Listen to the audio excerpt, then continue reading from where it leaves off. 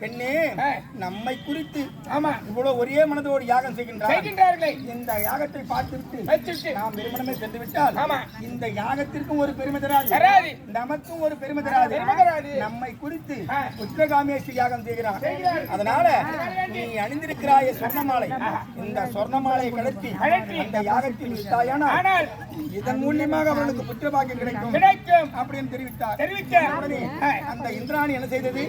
அது அணிந்திருந்த சொர்ணமாலை கடத்தி அந்த யாகத்தில் விடுக்க அப்படி விடுத்தவுடனே அது 3.25 நாளைக்குள் உருண்டு திரண்டு அழகான ஒரு பூர்ண கும்பகலசம் அது தோன்றியது.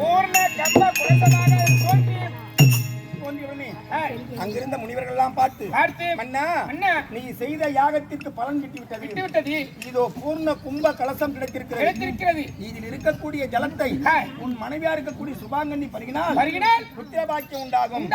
அப்படி என்ற உடனே தந்தையார் மன மகிழ்ச்சியோடு